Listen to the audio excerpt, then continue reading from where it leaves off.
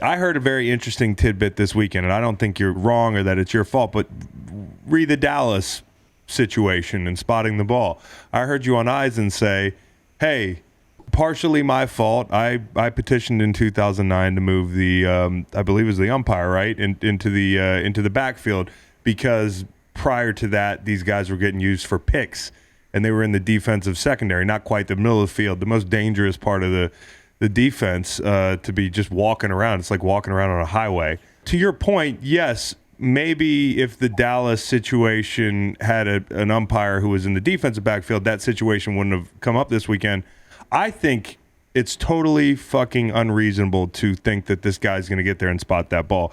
You seem to have a little bit more of a middling kind of take on it. Why don't you tell us what you thought about the Dallas thing? I was kind of in the middle of this only because, listen, I think Dallas is responsible for the play call. I understand what they were trying to do. But the umpire, and it's against what we've said before in the past, is when he was running downfield, he could see that the outside guys had the progress spot right on the solid line, and the ball was a yard in advance of that. Touch the ball and get out of there. He picked it up and moved it back a yard, which really you don't do in that situation. I mean, let them get the snap off. If they were going to get it off, they get it off. And then after the play's over, move it back. If they're going to try it, move it back a yard. But that was the only breakdown. But I have a hard time putting the blame on the officials. And quite frankly, as the day wore on, and then I heard what Dak said about the crowd throwing things at officials, and he said, give them credit. I was angry at first, and then I kind of put it into the compartment of a lack of maturity and just a comment that he would ultimately end up regret making. But it's a crazy end of the game. But if you look at, Chris, what went on in that game and then what went on in the Cincinnati-Las Vegas game, you look at that, and I'm just not in a good place right now when it comes to officiating. I wish I was, but I'm not in a good place. And I even called the league and said, I'm very uncomfortable with what's going on. I mean, in the Rams game last night, a sideline pass that's caught and then comes loose. Yep. And no ruling gets made, period, none. And it was 8 minutes before the ball was next snap. And it's because, they're not making a ruling on the field because they're trying to get input from above, whether it's replay, whether it's New York, and nobody knows what's going on. And that's crap. That's crap. And to me, we're getting away from officials making the call on the field, and especially the newer, more inexperienced guys waiting. To be in a situation where you're trying to determine when the whistle blew. Yeah. That's absurd. Somebody blew a whistle. Own up to your mistake. And at the worst case scenario, you replay the down. What I think they should have done, they ruled Burrow out of bounds. That should have been, the ruling kills the play. And I called and said, we're not following the rules. Right. We're trying to correct things, even though by rule you can't correct them. And I made the comment this morning, and I think it's appropriate. Somebody asked me what I thought about the officiating, and generally, and I say, I think that the 125 guys that they have, I think they're the best officials I've ever seen. Yeah. But I think the officiating is worse. Yeah, well, it's like players in a bad system, a bad scheme. To me, it sounds like you think the point of diminishing return on officiating and, the set of rules that govern it has been long gone. Do you think we're far past that point of diminishing return? It seems like we're doing too much from what it sounds like you're saying. What you're doing is you're taking the officiating off the field. And it was one thing to take it off the field in 99 and put it in the replay booth on site and let the referee come over and look at it and make the decision. That was the first step, getting it off the field. I kind of was one of those. I like the officiating on the field, but since I was involved in the administrative side, if something could correct mistakes, then I was for it. but it's gotten further and further away from the field, and we're making more and more things reviewable. And we're letting judgment now sneak into replay when replay was brought in based on facts. Right. It was grounds, lines, and planes. Those are facts. Did he have the ball long enough to perform an act common to the game to make it? That's judgment. Yeah.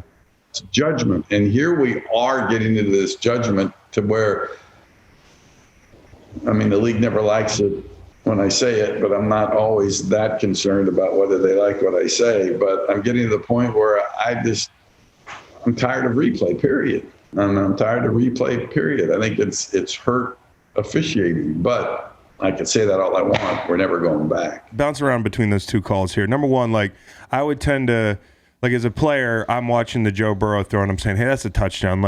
I know you didn't like the word inadvertent because it with the context of when it was blown, albeit a second or two late, which is the part that's a little confusing to me. If they're blowing it dead, they blow it dead when he steps on the line. The ball's in midair when they blow it dead.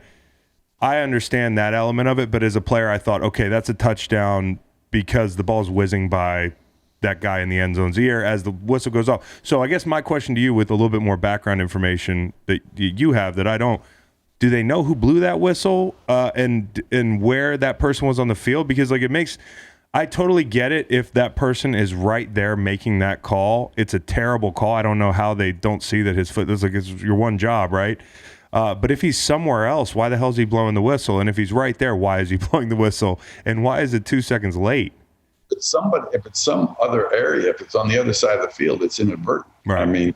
They're trying to. They're not really kind of. Some have said that it was the line judge, their down judge, that blew the whistle. Yeah. Others are saying it was the referee, but it was one of those two. Right.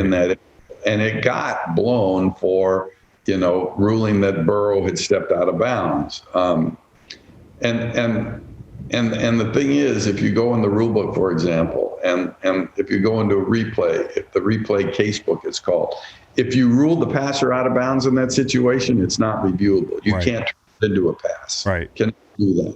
So it's not reviewable. But what happens last year? It was Buffalo, and it was the passer, and I think it might have been Allen, who's near the sideline, and he throws a pass, and it's close, but he wasn't out of bounds, and it went for a touchdown. Ruled a touchdown, and ruled that he was out of bounds. I'm sorry, ruled he was out of bounds. It's not reviewable. That's the rule. It's in the book. Challenge. McDermott challenges it. I'm going, can't challenge that. It's not reviewable. They allow the challenge and then reverse it. Yeah. And okay, so they got it right. But how far do you go to get it right?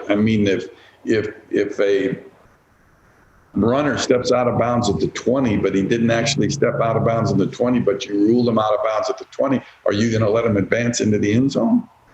This is not a perfect science. Officiating is not a perfect science, and neither is the rules. Yeah. And sometimes you just have to accept that there are mistakes made, and go from there. But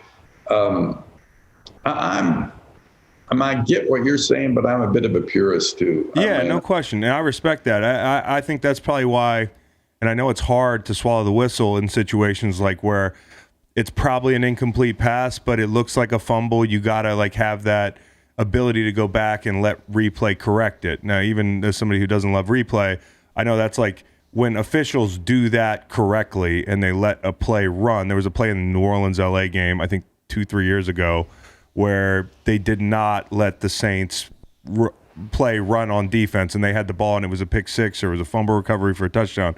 They're getting better, I think, at allowing those plays to play out. And I think maybe the solution, until they find out a better way of doing things, would be not blowing the whistle dead when the guy's foot is right on the line, and let that play out. And we can go back and correct it later.